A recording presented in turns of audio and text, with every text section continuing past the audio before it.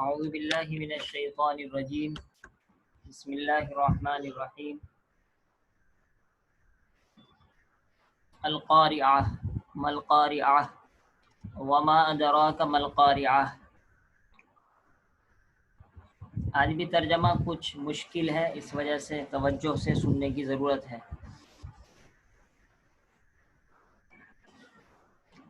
القارعہ اس سے مراد ہے قیامت، اور اس کا ترجمہ ہے دہلا دینے والی۔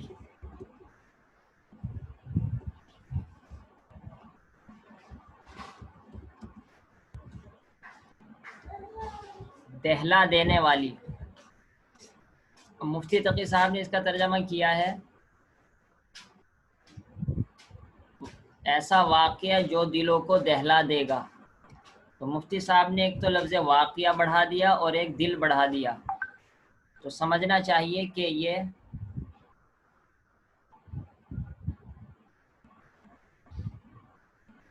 یہ صرف وضاحت کے لیے بڑھایا گیا ہے۔ اصل القاریہ کا ترجمہ ہے دہلا دینے والی، یا اسی کا ترجمہ حضرت تھانوی علیہ الرحمہ نے کیا کھڑ کھڑا دینے والی، تو دہلا دینے والی ترجمہ اچھا ہے۔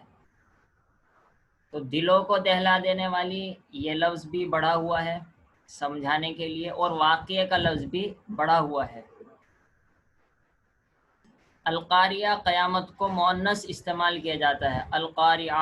ایسے ہی سورہ 30ویں پارے میں 29ویں پارے میں الحاقہ ملحاقہ، تو مؤنث اس وجہ سے استعمال کیا جاتا ہے کیونکہ عربی میں قیامت کا نام ہے الساعہ۔ الساعہ کے معنی ہے قیامت، تو کیونکہ یہ مؤنث یعنی فیمیل ہے، اس وجہ سے القاریہ مؤنث فیمیل استعمال کیا جاتا ہے۔ دہلا دینے والی، مل قاریہ، ماں کوشچن اور سوال کرنے کے لیے کیا چیز ہے دلوں کو دہلا دینے والی، یا پھر کون سا واقعہ ہے دلوں کو دہلا دینے والا۔ تو کیونکہ ہم اس سے مراد واقعہ لے کر چل رہے ہیں، قیامت بھی ایک واقعہ ہے، اس وجہ سے ترجمے میں اس کو لا سکتے ہیں، لیکن یہ ذہن میں رکھنا چاہیے کہ وہ وضاحت کے لیے ہم لفظ بڑھا رہے ہیں، حقیقت میں وہ لفظ قرآن کریم میں نہیں ہے۔ کیا ہے وہ واقعہ جو دلوں کو دہلا دے گا، یہ بھی ترجمہ ہے، دلوں کو دہلا دینے والا واقعہ کیا ہے۔ وما ادراکا، یہ وما ادراکا وہی ہے جو آپ کے سامنے انا انزلناہ فی لیلۃ القدر میں آ چکا ہے۔ وما ادراکا ما لیلۃ القدر، وہاں پر میں نے یہ بتلایا تھا کہ اس کا ورڈ بائی ورڈ ترجمہ تو یہ ہے کس چیز نے تم کو بتلایا، لیکن یہ ورڈ بائی ورڈ ترجمہ کر کے کوئی فائدہ نہیں ہوتا کیونکہ اس کا مطلب سمجھ میں نہیں آتا، بلکہ عرب والے اس لفظ کے ذریعے سے تعجب ظاہر کرتے ہیں۔ جو مدرسے سے ٹچ ہیں وہ سمجھتے ہوں گے اس کو فعل تعجب کہتے ہیں۔ ما افعل کے وزن پر یہ استعمال ہوتا ہے، ما افعل ما احسن، کتنا خوبصورت ہے وہ، اور اس کے بعد آخر میں ضمیر آبجیکٹ اور مفعول بھی کی پرناؤن ضمیر استعمال کرتے ہیں۔ ما احسن کا تم کتنے خوبصورت ہو، ما اجمل الکتابہ کتاب کتنی خوبصورت ہے، تو وما ادراکا تم کو کیا معلوم، تو تعجب کے طور پر پوچھا جا رہا ہے کہ وہ واقعہ اور وہ قیامت کی حالت اتنی سخت ہے، اتنی عجیب ہے، تعجب سے پوچھتے ہیں تمہیں کیا معلوم، یعنی گویا کہ تم اس کی حقیقت کو نہیں جان سکتے، تم کو کیا معلوم، یہ تم کو کچھ خبر بھی ہے، کچھ بھی ترجمہ کر سکتے ہیں۔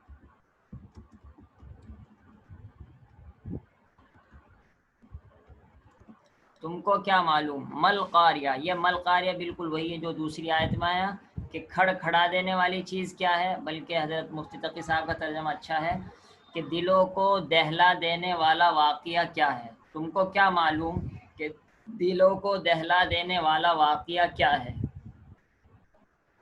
اب اللہ تعالیٰ نے یہاں پر اس کی عظمت کو بیان کیا ہے، لیکن بات کھولی نہیں ہے، اشاروں میں اس کی بڑائی کو بیان کیا۔ اب اگلی 8 آیتوں میں اس کو کھول کر بیان کیا ہے کہ قیامت کیا ہے اور قیامت کے بعد کیا ہونے والا ہے۔ یوم यकून उन्नास, यौमा के माने दिन, यकून उन्नास जिस दिन, इसका तर्जमा जिस दिन से किया जाएगा तभी जाके तर्जमा उर्दू के एतबार से सही होगा। इस वजह से जिस का लफ्ज़ हम बढ़ा देते हैं। जिस दिन हो जाएंगे लोग, काना यकूनू के मैंने बतलाया था होना, काना पास्ट है, यकूनू प्रेजेंट मुजारे है। हो जाएंगे लोग कल फराशिल मबसूस, काफ के माने तो मुशाबे तरह, और अल फराश ये पतंगों को कहते हैं। पतंगे आप समझते हैं वो छोटे छोटे से जो जानवर बरसात वगैरह में ट्यूब लाइट वगैरह के पास आते रहते हैं, छोटे छोटे से परिंदे, उन्हीं को कहते हैं परवाने, उसी को कहते हैं पतंगे। तो परवाने तर्जमा करते हैं, लेकिन परवाने की हकीकत समझ लेना चाहिए कि वो छोटे छोटे से जानवर जो बरसात के मौसम में लाइट वगैरह के आसपास आते रहते हैं।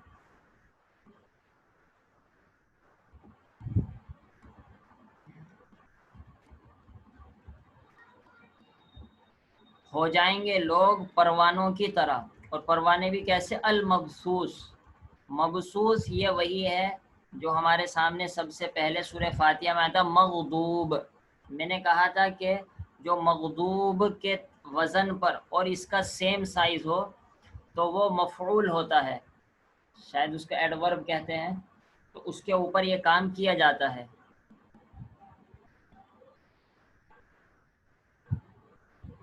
मबसूस बिखरे हुए, यानी जिनको बिखेरा गया हो, मबसूस जिनको बिखेरा गया हो।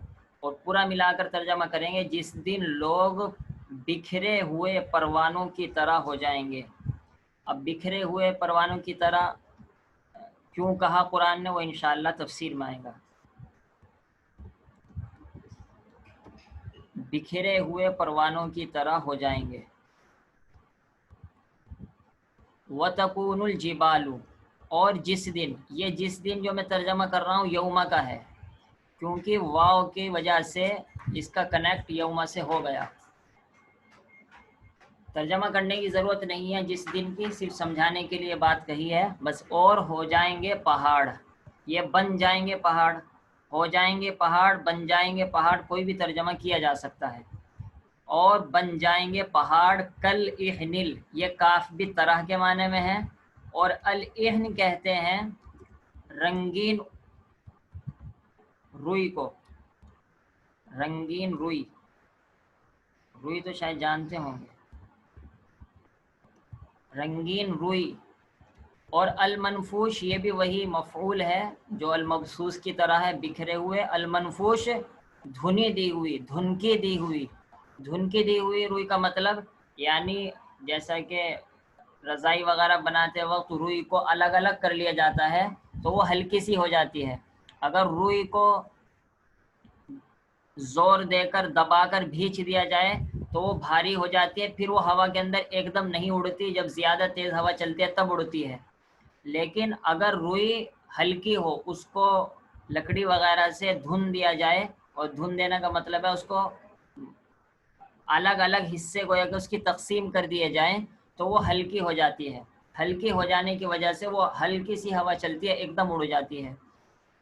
तो अल्लाह ताला ने इसी वजह से लफ्ज़ इस्तेमाल किया कि पहाड़ जैसी भारी भरकम टनों मनो वज़न की चीज़ इस तरह हो जाएगी जैसे धुनकी हुई रंगीन ऊन की तरह, धुनकी हुई। ये धुन की, धुनी भी कहते हैं हमारे यहाँ धुनी, लेकिन सही लफ्ज़ उर्दू का धुनकी हुई है। धुनकी हुई रंगीन रुई की तरह पहाड़ हो जाएंगे, जिस दिन धुनकी हुई रंगीन रुई की तरह पहाड़ हो जाएंगे। तो दो आयतों में यह बयान किया क़यामत की तफसील हालत क्या है।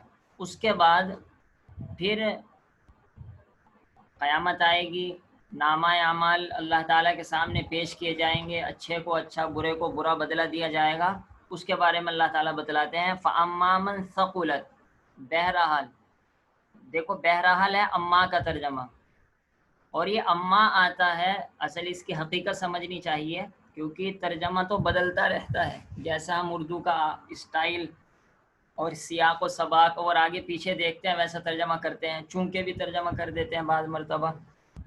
لیکن اما کا لفظ کی حقیقت یہ ہے کہ آگے جس بات کی تفصیل بیان کرنی ہوتی ہے اور پیچھے اس کی طرف ہلکا سا اشارہ آیا ہو، یہ وہ بات پیچھے سے ہلکی پھلکی سی سمجھ میں آ رہی ہو، اس کا ہلکا پھلکا سا تذکرہ ذہن کے اندر کہیں آیا ہو، تو اس کو تفصیل کے ساتھ بیان کرنے کے لیے لفظ اما استعمال کیا جاتا ہے۔ تو مثال کے طور پر قیامت کا تذکرہ آیا کہ پہاڑ بھی ایسے ہو جائیں گے، لوگ بکھرے ہوئے پروانوں کی طرح ہو جائیں گے، تو اب لوگوں کا ٹھکانہ کیا ہوگا، ان کو کیا جنت ملے گی، جہنم ملے گی، کس کو جنت ملے گی، کس کو جہنم ملے گی، یہ ہلکا سا ذہن میں آ جاتا ہے۔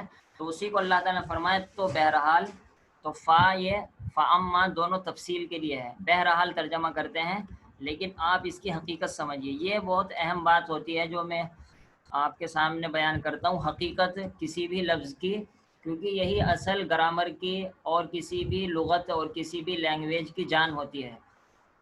آپ لفظی ترجمہ اما آپ دیکھ لیجئے، بہت سے لفظی ترجمہ کے ورڈ بائی ورڈ کے قرآن مل جائیں گے آپ کو، لیکن اس میں یہ حقیقت لکھی ہوئی نہیں ملے گی، اور جب تک کہ یہ حقیقت ہم نہیں سمجھتے قرآن کریم کا مزہ نہیں اٹھا پاتے ہم۔ فَأَمَّا مَنْ ثَقُلَتْ مَوَازِينُهُ، بہرحال وہ آدمی ثقلت بھاری ہو، موازین، یہ موازین پلورل ہے اور اس کا سنگولر، اس کا واحد ہے میزان۔